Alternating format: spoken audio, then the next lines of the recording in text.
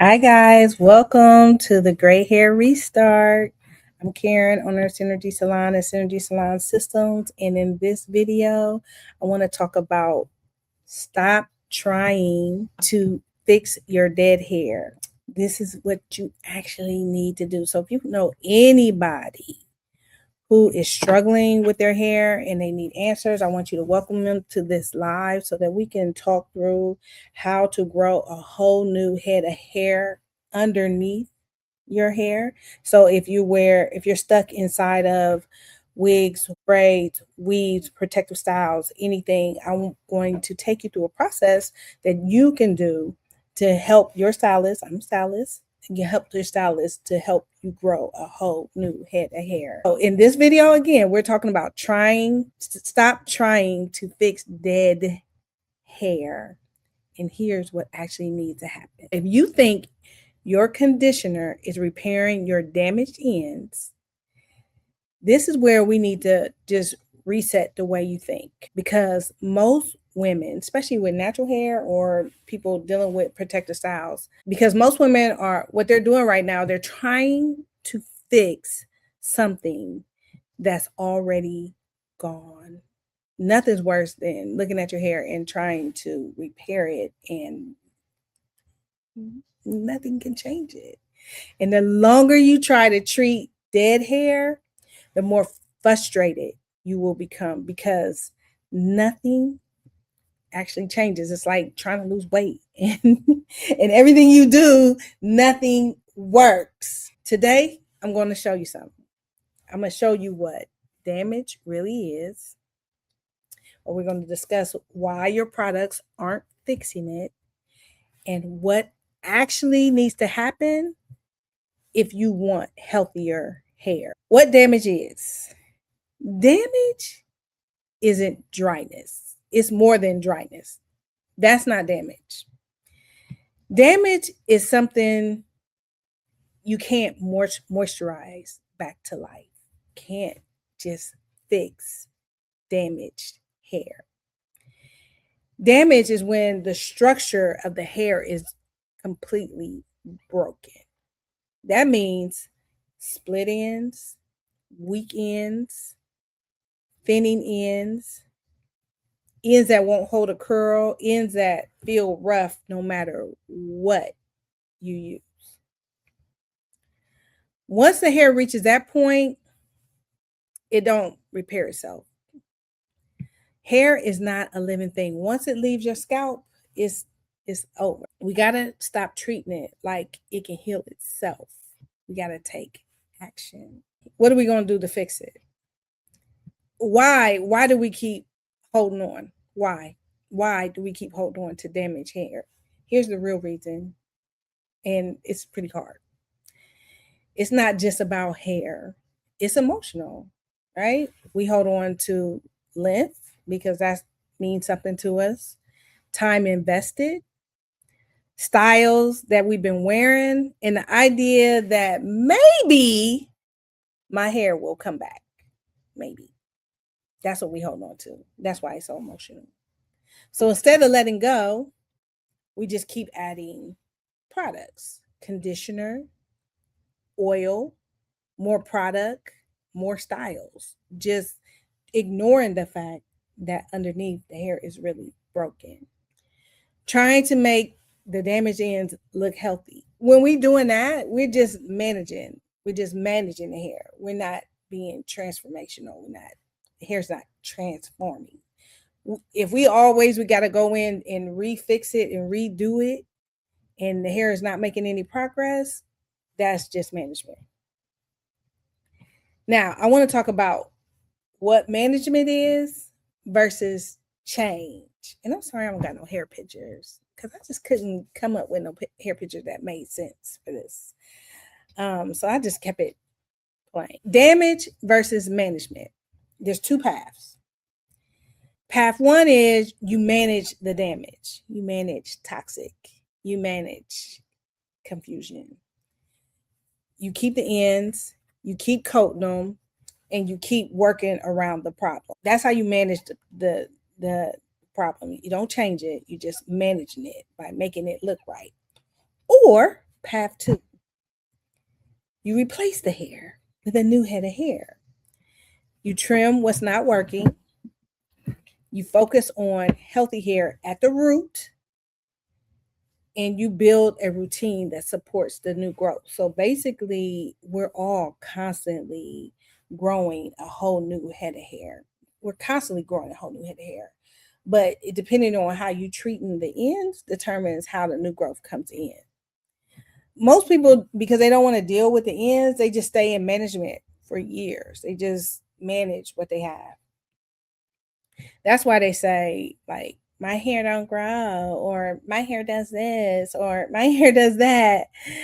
But it's not that your hair is not growing, because if it's growing from the root, it has to be growing. Then what's happening? What's happening is you're holding on to what's not working. Let's get to what actually works. Let's talk about replacing your hair over time. Not overnight, not with like a product, not with just an appointment, but over time. That means consistent shampooing. You know, I love that shampooing because I think that is the ace in the hole when it comes to growing healthy head of hair. Proper conditioning, not just putting conditioner on with a bag and leaving it on for hours. No. Regular trims or regular shapes, with meaning going to the salon on a regular basis and getting your ends like shaped. I like to normalize the word trim, shaped, because some people think just cutting your hair is shaping it, and that's not. No. And a simple, repeatable routine. Like, you need to be on a routine, not going months without doing anything with your hair in between. A repeatable routine. The old hair that's damaged, that hair don't need to be fixed. That's not the hair we're trying to fix. Why are we conditioning damaged hair? Because that's not going to change anything. It's not going to repair it. You need to be growing and maintaining new hair while removing what's damaged. Remember my favorite saying, grow, cut, grow, cut, grow, cut.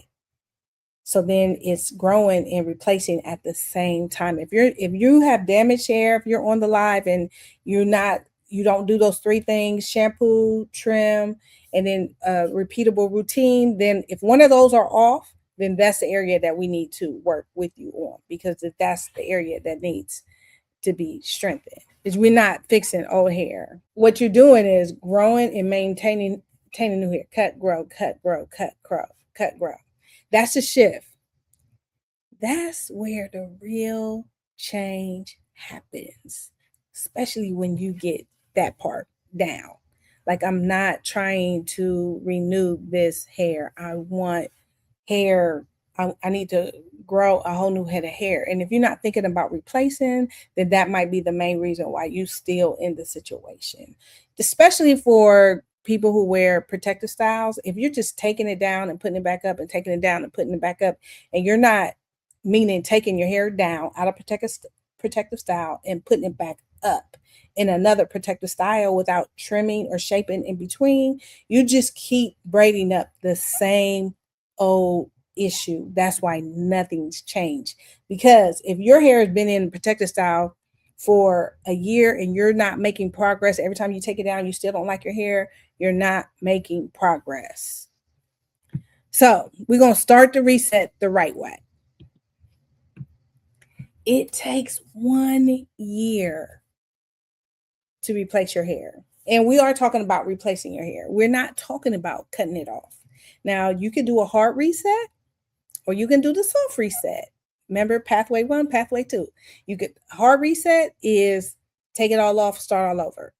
But even if you do cut it all off and start all over, you still have to have a whole new plan, a whole new routine with it. If you cut your hair all off and then you go back to your same old routine, nothing changes. Or you keep your hair, you cut it down slowly. Cut, grow, cut, grow, cut, grow. And in 1 year, your hair will be replaced. In 1 year, you're going to be in the same place that you were if you cut it all off. Your hair is going to be, you're going to be where you should be. But with that strategy, If you do the hard reset, a soft reset, you do it under wigs, weaves, or braids, you still have to change your routine. You don't need new products. You don't need a new system. You need a new routine.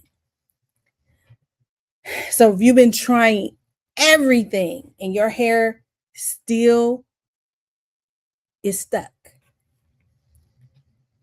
it's not your hair. It's not your hair. That doesn't work. It's not your hair. It's your routine that's off. It's not the products. If you have a cabinet full of products and you've been using everything and nothing works, that's who I'm talking to. Your routine. So once you understand that, then that's it. Everything changes, but it could take time. That's why I come on these lives every week to hopefully get you on board to looking at this from a different perspective. If you have not already gone to the website and got on the email list, go to the email list so that we can get you in the system and get you on a 1-year plan. So stop chasing products and start following a system. This is exactly what I'm talking about here. Stop chasing products. That's exactly what we're teaching here. So if you're ready to reset your routine the right way, then I'll show you how to start. So I want you to go to the website, sign up for our email list so that we can get you in, turn this around, because it only takes a year, right? It only takes a year, 1 year to turn your hair around. And if you let me help you, which I've done over and over, this is what I do all day. So I'm pretty much can do it with my eyes closed. I don't need to have you present because my guest today, she doesn't live here locally. She has totally replaced her hair in 1 year. Anybody have any Q&As? Anybody have any questions about replacing their hair? I stopped dyeing my hair. What do I do now with 2 different colors? Okay, so I'm assuming if you stop dyeing your hair, you're dealing with 2 different colors. You're dealing with darker hair. I don't know if you were covering your hair, your gray, or if you were covering gray or you're just dyeing your roots. But you are dealing with 2 different colors. So you can actually see what I'm talking about. So the colored ends are the quote unquote damaged ends. And you got 1 or 2 options with color. If it was lighter, you could dye it darker. If you're trying to go through healthier hair, you can dye it darker. You got a few options. It just really depends on what you and your stylist, you and your stylist decide. Sometimes I even tell my people who've been dyeing their hair lighter, because if they like their hair to be lighter, you're covering the gray, but is your ends lighter? I'm assuming that your ends are lighter. And if you're trying to grow a healthier head of hair, and I'm just assuming that you're trying to grow a healthier head of hair, if it was lighter on the ends and you got new hair. So you notice that the hair that's coming in from the root is a lot thicker. It's growing in a lot thicker. That's the healthy hair that we're after. So once you start coloring, if you start coloring the roots, it will be less, if that makes sense. So it will go, if you start dyeing it, it will go back. But if you stop dyeing it and you start on this routine and a new routine, the hair will come out. I want to go gray now, brown on the end. So it's a slow process. So and a lot of people will ask, can I dye my hair gray? No. No. And I'm not saying that, I'm talking to everybody, not specifically to Cassandra, because I know a lot of people think they can just dye their hair gray, but no, because gray is the absence of color. So if you dye your hair gray, you're actually removing pigment from your hair, which can be sincerely damaging to your hair. So you just have to wait the process. And even with you growing your hair out of color, Cassandra, it takes 1 year. It takes 1 year. It takes 1 year. Actually, it takes 1 year from the moment you start getting your hair shaped and trimmed. So if you like, people think they could just like it'll take a year. It doesn't. It doesn't. The year starts when you start trimming and shaping. If you don't trim and do nothing, your hair can literally be stuck in that same situation for the next 4 to 5 years. And that's no joke. That's why this is so important, because some people they've been doing something for a long time and they're expecting something to change, or they think, oh, this is my hair, or my hair's been doing this forever. If you haven't been doing a consistent routine, nothing will change. Nothing will change. So it's about shampooing, it's about being on a regular routine of shaping or trimming. And I got a whole series to talk about trimming, what to look for, because what I'm trying to do is, like, a lot of people go to the salon, but they don't know what to tell their stylist. Some people have great stylists where, they don't have to have those conversations. And some people don't have any stylist to talk to at all. So they're always going to different people. But I find that when people understand what to do and what to say, their experience at the salon is a lot better and a lot less problematic. You get better results for long term, and you're actually able to build a healthier relationship with stylists. I see online there's a lot of like issues with stylists and customers. A lot of stuff has to do with the customer. And to me, if the customer understood what to do at home in between salon appointments, she would be a lot happier with her outcome.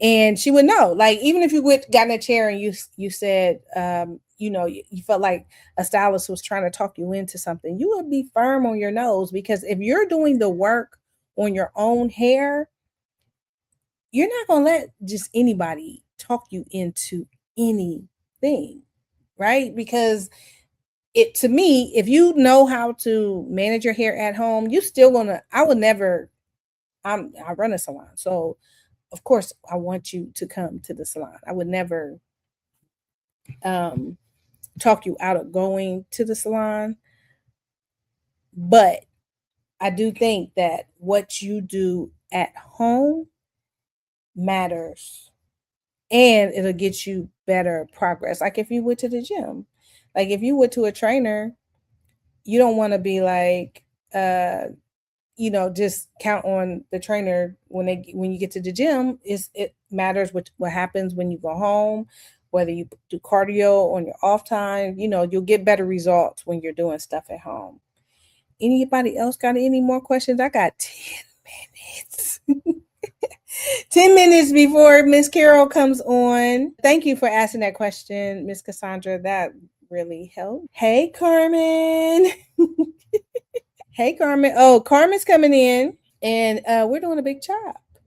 Yeah. So I think about 10 years ago, Carmen regrew her hair, a whole new head of hair, and grew out really, really long. But I think she's ready for a big chop. Are you ready, Carmen? We need to have you on so we can talk about you getting a big chop. And because a big chop is personal. You got to be ready for that. Not everybody is up for it, and I think the season is best. This is the perfect season